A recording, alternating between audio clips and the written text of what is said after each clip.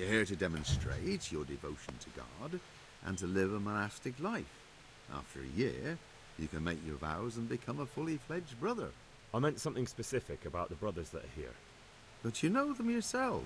Yorick is an odd one, but he's diligent and eager, perhaps too eager. Siskin is good company, but a bit too worldly for a monk. Antonius is hard-working and will help with anything, but prays less than he ought. Lucas is as quiet as a mouse, and no one knows much about him. And then we have you, about who I know nothing. Oh, good. Can you... Where would you go? Damn it. You've everything you need here. Anyway, all the doors here are closed and locked tight, so no one can get in or out. Okay.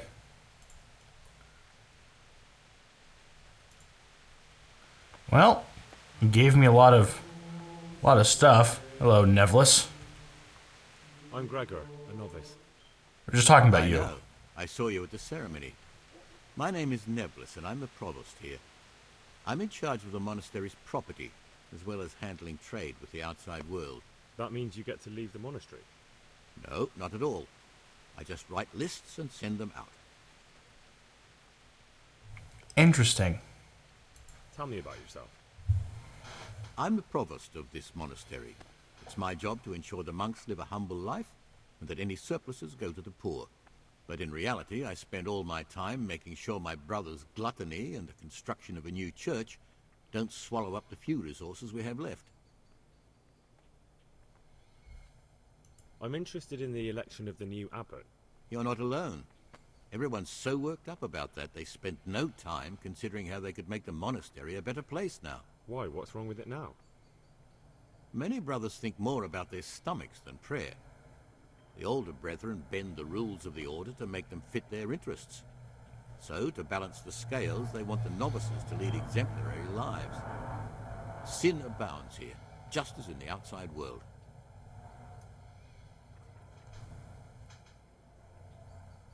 What sins are you talking about? The scripture says, "Let he who is without sin cast the first stone." I'm sorry, Gregor, it's not my place to speak about the sins of others.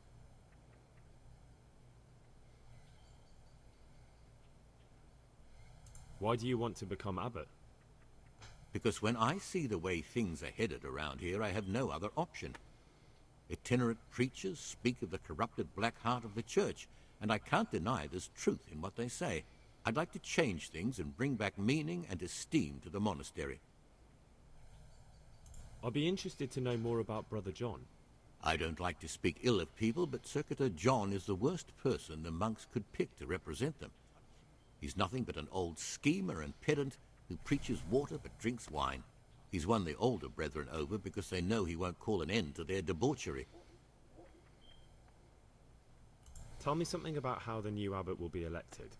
A new abbot has to be elected once the old one dies. All the brethren can vote, with the exception of novices. The abbot's crozier will be conferred on whoever is chosen, and he'll take the vow. When he becomes abbot, a monk spends most of his time dealing with politics outside the monastery, instead of actually leading the monastery. But he still maintains a fundamental influence on life here. Can you tell me about Abbot Peter? Peter's wise in the ways of politics and a good shepherd, but as you've already heard, he's old and infirm. The other brothers see him with one foot in the grave, but I still have hope for him. But you, brother, don't let yourself get involved in the games of your superiors. Could you help me with something? With what? I'm interested in medicine, and I know there's a cure for the abbot's ailment. With your help, I could find out the details, and together you and I could give old Peter a few more years to do good. What do you say? You Okay. can count on my help.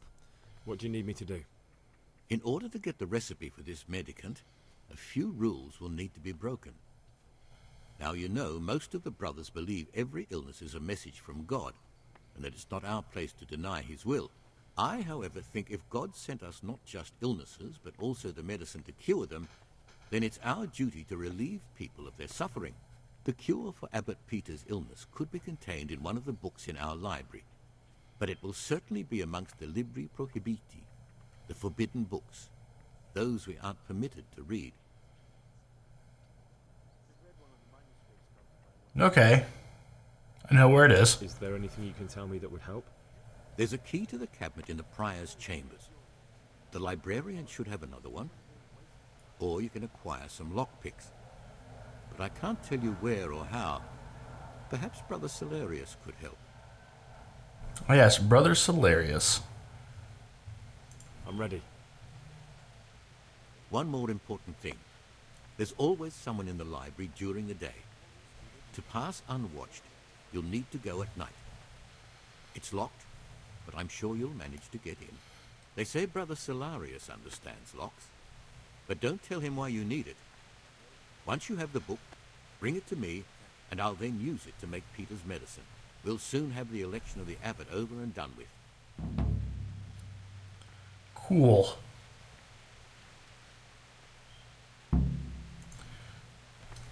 So I've got quests to do. Hello, Greetings, you. brother. I'm Gregor, and I'm new here. Greetings to you, brother. I'm Yoda, the oldest of the novices. I hope you'll like it here in the monastery and that you won't get into trouble. Trouble? You're young, perhaps intemperate. You might easily stray from the rules of the order. I suggest you get to know the older monks. You never know when it might come in handy. I'm interested in the other novices. What can you tell me about Siskin? Oh, he's always got a smile on the new friend. But I reckon he don't belong in the monastery. He spends more time dreaming of the world outside than tending to his duties. I'm surprised he hasn't been thrown out already. If it was up to me, he'd be out on his ear right away. Sounds like you don't have much time for him. I wouldn't trust him as far as I could throw him. Believe me, Gregor, he's hiding something from us. In fact, now I come to think of it, I haven't seen him at morning prayers for a while. Do you know anything about Antonius? Only that he came to the monastery voluntarily, because he didn't want to work in his father's shop. Antonius is alright. You can rely on him. He won't betray your confidence. He's always happy to help, which is more than can be said for the other brothers. Okay. Can you tell me something about yourself? I would, Why did you join the monastery? Damn it. because it was better than living in poverty. As the youngest son, I'm not entitled to inherit my father's estate, but he was kind enough to sell off some cattle and send me here. And you know what? I'm glad to be here. It's better than mucking out manure. Okay. I don't really know what to think of some of these people. Who are you? I already talked to you and your stupid hair. I have not talked to you yet. I'm Gregor, a novice. I saw you at the ceremony. I know. It was hard not to notice you. And you are? Lucas, also a novice. Don't get upset, but I don't want to talk to you. I'm happiest alone. Okay, Lucas. I'd like to know something about the other novices. What can you tell me about Siskin? Not a lot. I don't know him. Actually, I don't know much about him at all. Except that he's not a stickler for rules. Do you know anything about Yoda? I don't. He doesn't like me, and he's on very friendly terms with the Circators. That's about it. You really don't know anything about anyone? Well, thanks anyway. Don't get upset.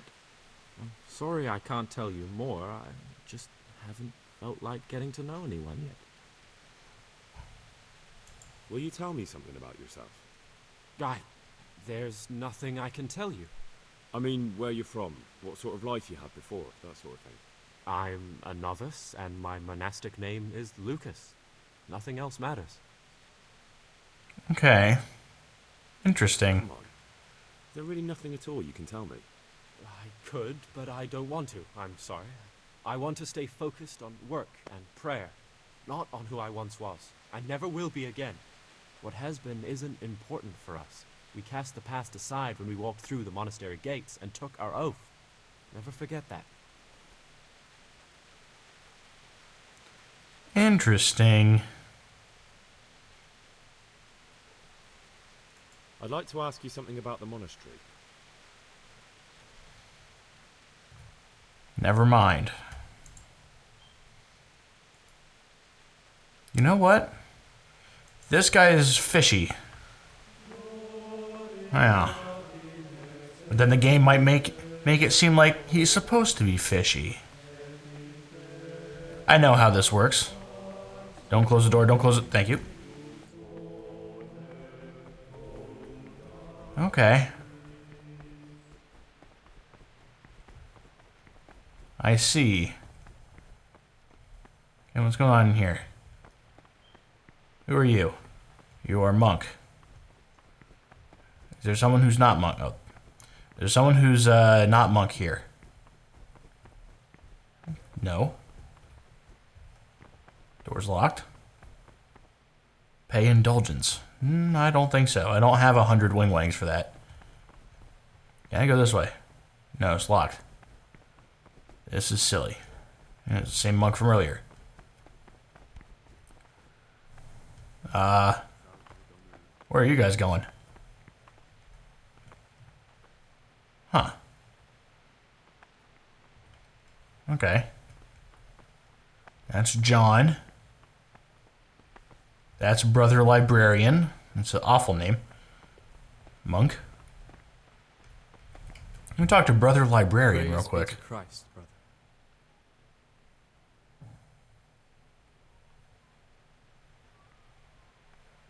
Is it possible to learn something about the other novices in the library?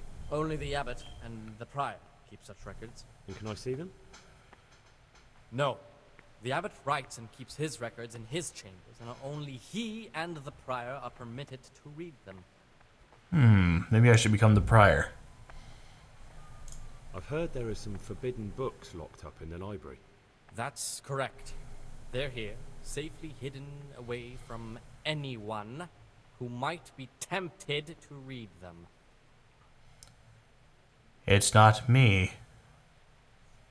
How does a book get on the forbidden list? Forbidden works are full of heresy and blasphemy and witchcraft. If you ask me, we should burn them immediately, not archive them. What if I just wanted to take a peek? Could I? You could not. They are libri prohibiti, and the only people permitted access to them are the abbot and I. Although I see no reason why he or I would ever want to read them. Maybe I should be you. Not even if I were to beg? Or promise a favor in return? If you could prove to me that you truly like books, then maybe. Could a book be prohibited by mistake? Maybe a good book or a useful one? No errors are made. Every book on the prohibited list is there for a reason. Who am I to doubt the wisdom of Mother Church? I don't need to hear anything else. I've heard about Avicenna's Book of Medicine. Could I see it? Who told you about that? Of course you can't. Okay. Is there anything I can do to help here? I'm glad you asked. There's one thing, a silly thing really. I haven't thought to mention it to anyone before, but not long ago, a brother brought me a crumpled piece of parchment. He says he found it rolled up in a hole in the wall. The thing is, it was a page from Ovid. Ovid? What is that? Is it the name of a book? Not what, but who? Ovid was a great Roman poet. We have a few volumes by him in the library, but one of them vanished one day. Now I believe I can guess what happened. Brother Eustace, may the earth rest lightly on him, was quite narrow-minded when it came to classical literature. If a book had any mention of woman at all, he condemned it as a heretical work. If he'd had his way, all such books would have been burned. Ovid's The Art of Love must have been such a thorn in his side that he stole it from the library, tore it up, and hid the pages wherever he could. What the fuck is that?